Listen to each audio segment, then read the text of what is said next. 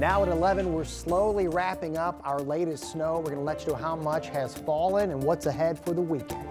New snow complicating efforts to clear central Indiana streets. We'll show you the progress tonight from road crews and what's keeping plows from so many neighborhoods. And the Pacers hosting the Golden State Warriors on a game you could watch right here on WTHR. Our Rich Nye is breaking down all the action at Gainbridge Fieldhouse. Live from Indy, you're watching 13 News. Good evening. Tonight, some leftover snow lingering here in central Indiana, and you can still see the weather impact, covered roads, and some possible slick spots. And this was all bad timing for the heaviest snowfall. People heading home from work, or if they were going out to the Pacers game. A matchup with the Warriors at Gainbridge Fieldhouse. We're actually going to get to that in just a little bit because it was right here on Channel 13. Oh, that was nice, yeah. Just moments ago, okay? Moments later, we'll get to that. But we've got to begin with weather. Thank you so much for joining us. Scott Swan has the night off. I'm Felicia Lawrence, and Sean is here in for Angela. Yeah.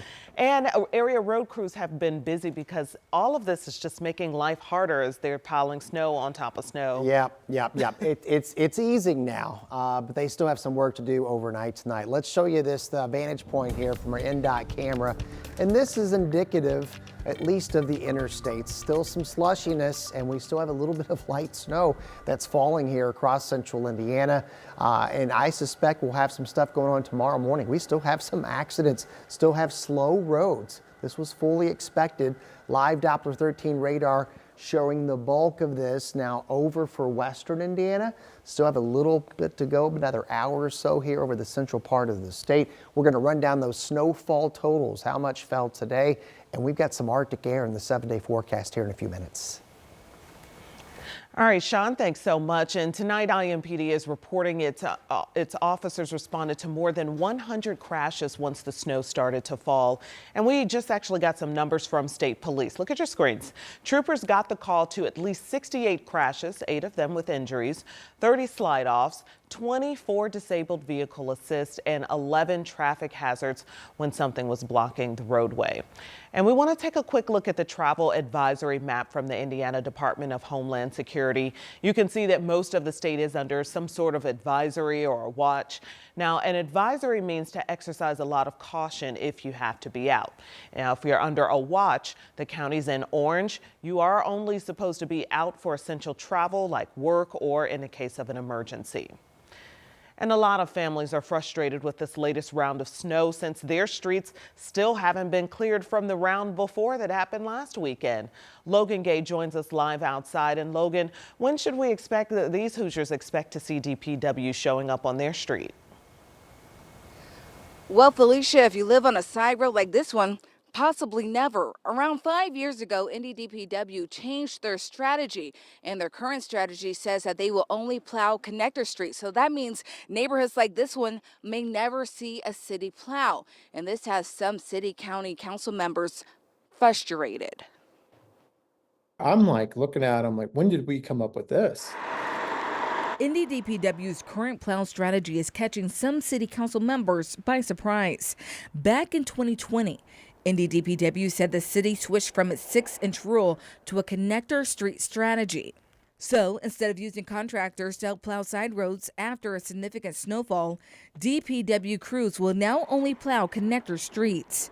Democratic councilor Jared Evans, who represents District 17, says he was never made aware of the change. This is just not acceptable that people pay their taxes and this is the result. Right, we're a world-class city, and this is what we're giving our people who live here. DPW tells us the previous 6-inch rule was rarely met, and this new policy allows them to address more roadways during every snow event, like the connector roads, which represents 300 plus miles of road in denser residential areas. But looking at the current state of the roads, new council minority leader Michael Paul Hart says this should be reconsidered. I think that's the biggest frustration is that, we have a responsibility as a city to provide basic levels of services, and it looks like this time we failed.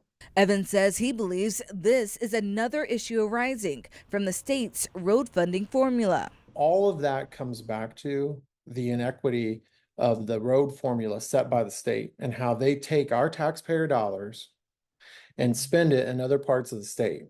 And then our taxpayers are suffering. Both counselors believe this is an important conversation to have. Counselor Hart says his caucus is reaching out to city officials to figure out potential changes to policies or funding.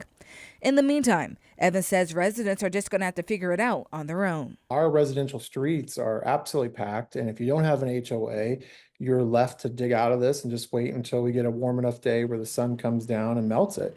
The chair of the council's Public Works Committee, Kristen Jones, addressed concerns from residents in a statement, saying in part, "We understand the frustrations of our constituents during these times.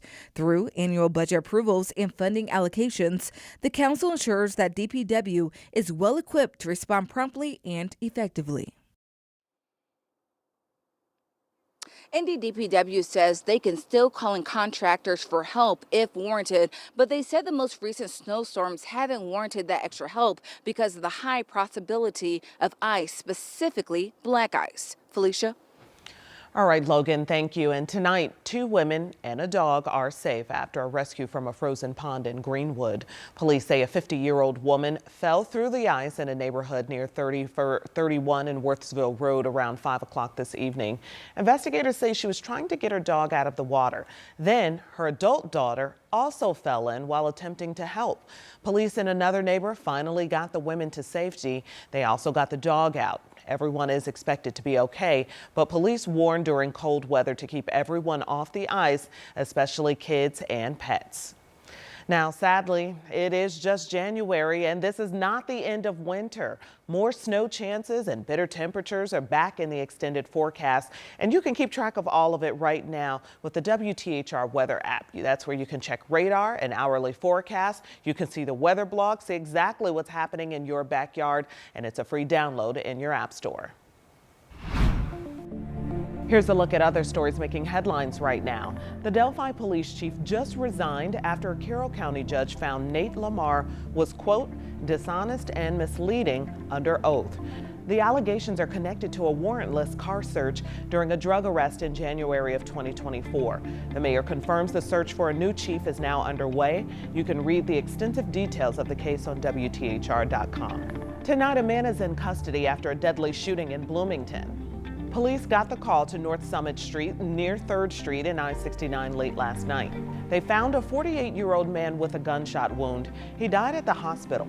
Police say the victim and suspect knew each other. And an Indiana man who fled to avoid a prison sentence for storming the U.S. Capitol during the January 6th riots is back in custody. Authorities found Anthony Vo this week in Canada. Vo defied a court order to report to prison back in June. And tonight, firefighters are working to determine what started a vacant building fire on the south side. It happened on Shelby Street near Raymond. A neighboring coffee shop and brewery had some minor roof damage. Neighbors tell IFD the building was frequented by squatters, but the cause is under investigation. No one was injured. Parking prices are going up in a couple of busy Indy areas downtown as well as Broad Ripple. The increase starts next month. Hourly prices will go from $1.75 to $2. Those fees are in place from 7 a.m. to 11 p.m. Monday through Saturday, and there's free parking on Sunday. Remember, you can find all the latest local stories anytime on our 13 News app.